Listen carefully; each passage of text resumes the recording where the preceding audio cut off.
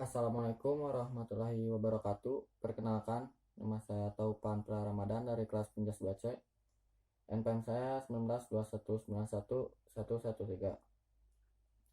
Baik, di sini saya akan sedikit memaparkan tentang penilaian status gizi. Langsung saja, ada pengertian status gizi. Menurut Irianto, adalah ekspresi dari keadaan keseimbangan dalam bentuk variabel tertentu atau dapat dikatakan bahwa status gizi merupakan indikator baik buruknya penyediaan makanan sehari-hari. Ada juga menurut Cakrawati, Dewi dan Mustika NH, status gizi adalah keadaan tubuh yang merupakan hasil akhir dari keseimbangan antara zat gizi yang masuk ke dalam tubuh dan penggunaannya.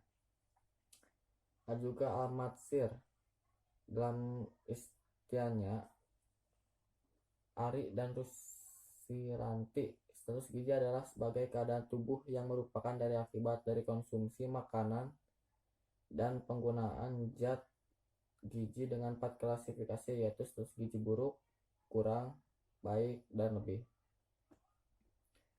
Metode penilaian status gizi yaitu ada dua, yang satu secara langsung, yang kedua ada secara tidak langsung.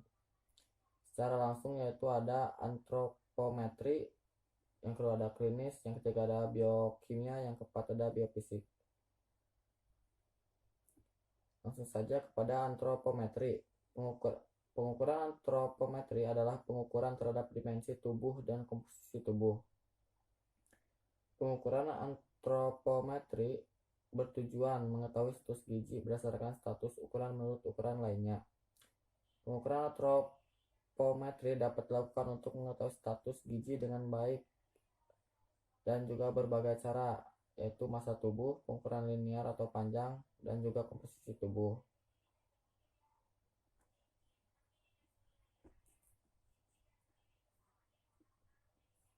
Yang pertama ada massa tubuh.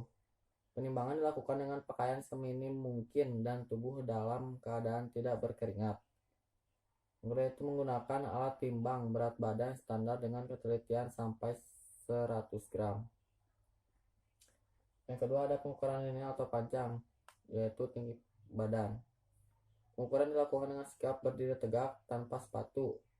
Pengukuran tinggi badan menggunakan pola sentimeter yang fleksibel dan tidak elastis, yang ditempelkan secara vertikal pada dinding atau tiang tegak, atau menggunakan alat pengukuran tinggi badan stadiometer atau mikrotois.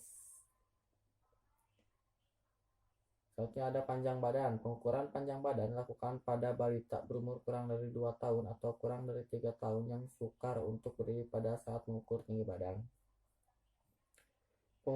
Yang selanjutnya ada lingkar kepala.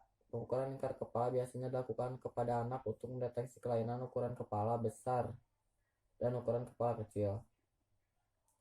Adapun lingkar dada. Pengukuran lingkar dada dilakukan pada anak berusia 2-3 tahun. Rasio lingkar dada dan lingkar kepala dapat digunakan sebagai indikator kekurangan energi dan protein atau KFP pada balita. Yang ketiga ada komposisi tubuh. Keterangan.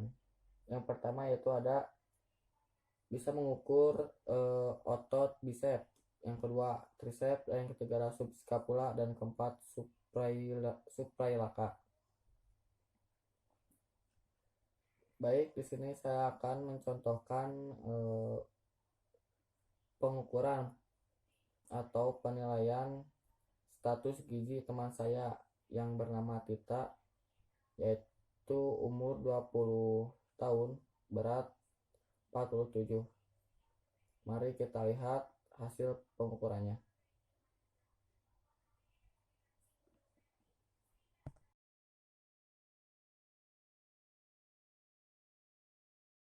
Yang selanjutnya ada penilaian klinis.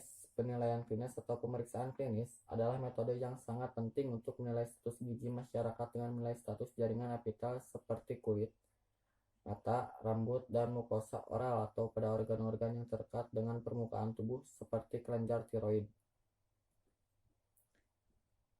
Yang ketiga yaitu ada penilaian biokimia.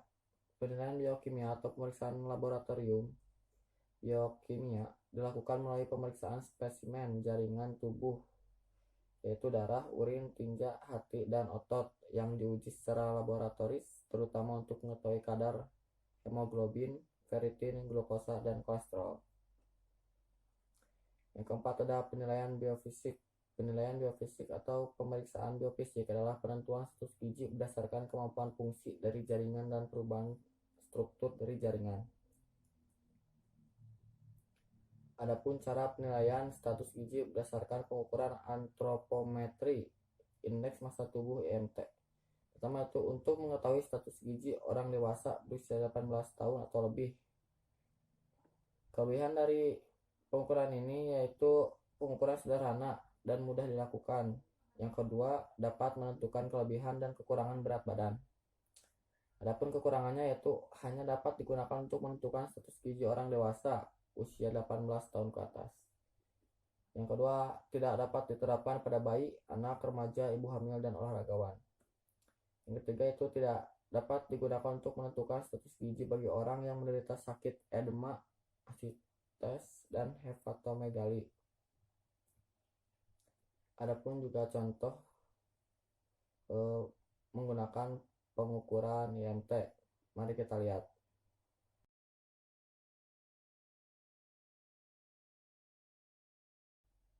Sekian yang bisa saya paparkan atau saya sampaikan. Mohon maaf bila ada kesalahan. Assalamualaikum warahmatullahi wabarakatuh.